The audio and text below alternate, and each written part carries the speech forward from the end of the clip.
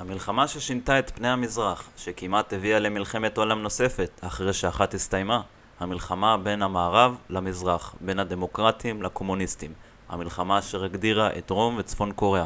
היום, צופים יקרים, נלמד על מלחמת קוריאה. בואו נחזור בזמן למאה ה-19. כתוצאה ממשברים פנימיים והשפעה מבחוץ, המונרכיה הקוריאנית קרסה. יפן ראתה בכך הזדמנות לכבוש את קוריאה. סין נחלצה לעזרת קוריאה, אך קוריאה וסין הפסידו, וקוריאה נכבשה על ידי יפן. חבר'ה, אנחנו חייבים למצוא נמל חדש, כי הנמל ולדיסטוק קפוא במשך כל השנה, חוץ מעונת הקיץ. היי רוסים חברים, אנחנו רוצים להחכיר לכם את הנמל שלנו, כי אנחנו אוהבים אתכם. וגם בגלל שאנחנו מפחדים מהיפנים, כי הפסדנו להם במלחמה. וואו, רעיון מצוין, זה גם יכול להרחיב את תחום ההשפעה שלנו על מזרח אסיה. בתחילת המאה ה-16 שאנחנו מנסים להגדיל את ההשפעה שלנו, במיוחד על מנצ'וריה. היפנים חששו מההתערבות הרוסית בתוכניתיה ליצור תחום השפעה בקוריאה. היי, רוסים, יודעים מה?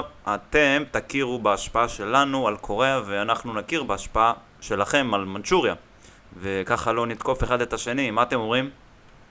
בתגובה, הרוסים הגיבו כך. מוזה בלט, סוקה נחוי, רוצים מלחמה בלט, דווי. משם התחילה מלחמת יפן-רוסיה, שנמשכה כשנה מ-1904 עד 1905, שבה יפן כיסחה לצי הרוסית הצורה והשתלטה על עוד אדמות במזרח אסיה. זאת הייתה אחת המלחמות הראשונות שהציגה מאפיינים של המהפכה התעשייתית. חידושים רבים נכחו לראשונה בשדה הקרב, כמו ארטילריה, מכונות ירייה ורובים מדויקים יותר, מה שגם הוביל לכמות אבדות לא צפויות מצד שני הצדדים.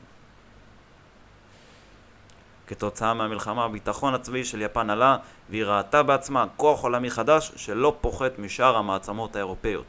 מלחמת העולם השנייה הייתה קריאת השכמה ללוחמי מחתרת קוריאנים שנלחמו בכוח הכובש היפנים.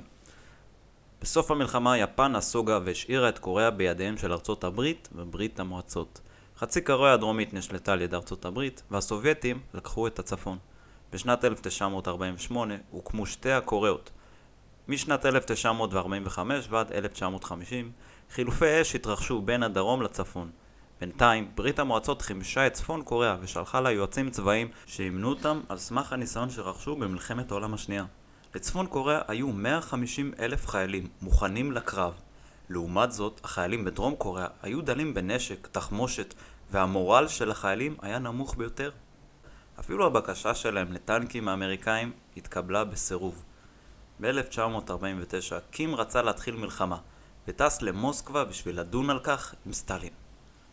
היי סטלין, דרום קוריאה מפולגת, מתפוררת וחלשה יותר מתמיד, במיוחד כשהאמריקאים נטשו אותה כמעט לחלוטין.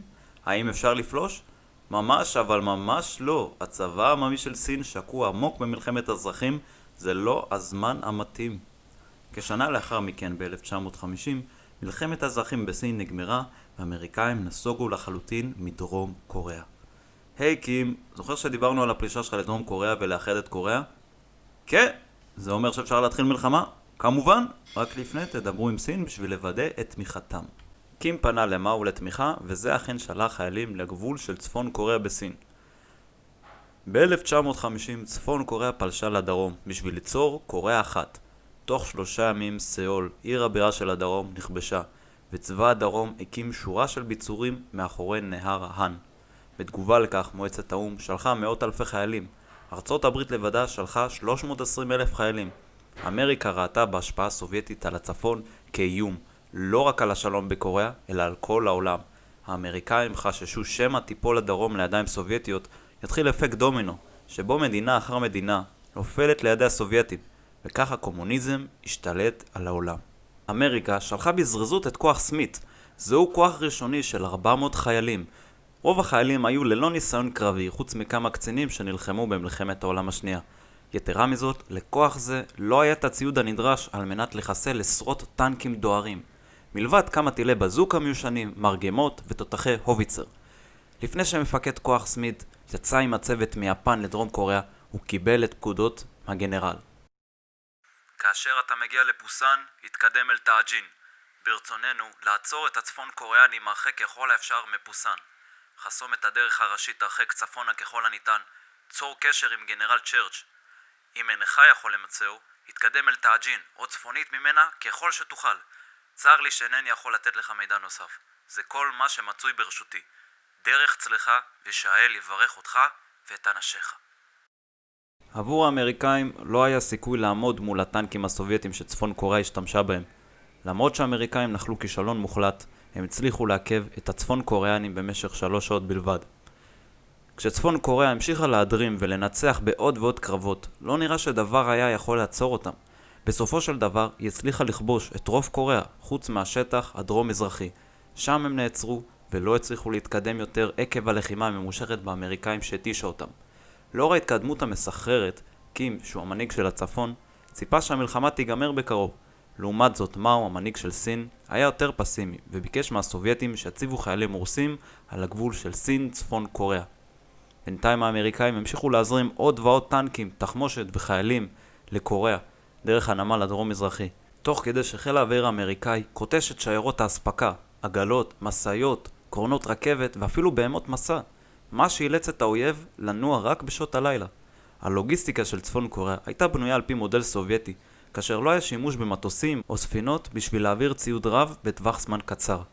למרות שהאמריקאים עם צבא דרום קוריאה נדחקו לפינה, הם ניצלו את הגיאוגרפיה לטובתם והקימו קו הגנה מאחורי נהר הנקטונג במערב, ובצפון קו הגנה יוצא דופן שעובר בין הערים, מה שאפשר הגנה לכוחות המגנים ומכשול עבור הכוח התוקף שמנסה לצלוח את ההר. קים, המנהיג של צפון קוריאה, האיץ בגנרלים לסיים את המלחמה בספטמבר. זה הוביל למבצע נקטונג האדיר. במבצע זה העבירו כמות גדולה של חיילים מהפינה הדרום-מזרחית והעבירו מערבה יותר. שם התרכזו הרבה חיילים שלא יהיו נתונים להפצצות של ספינות מלחמה אמריקאיות ששטו בים היפני. אחרי קרבות קשים במשך שבועיים, צפון קוריאה הצליחה להתקדם עוד קצת לתוך מחוז פוסן, כשהיא מאגפת פלוגות של חיילים ומנצחת בקרבות נוספים, אבל לבסוף נבלמה. תראה מה זה, הצלחנו לנצח בכל כך הרבה קרבות נגד האמריקאים. שום דבר לא ינצח אותנו. היי חבר'ה צפון קוריאנים, יש סיכוי שארצות הברית תפלוש עליכם מאחורי הקווים שלכם בחוף אינצ'ון. ממש לא רחוק מסאול. בטח, מה שתגידו. הגנרל האמריקאי מקארתור הציע כבר מראשית המלחמה פלישה אמפיבית לצפון קוריאה בדומה לפלישה לנורמנדי, אך תוכניתו בוטלה עקב חוסר כשירות של הגדודים לפלישה.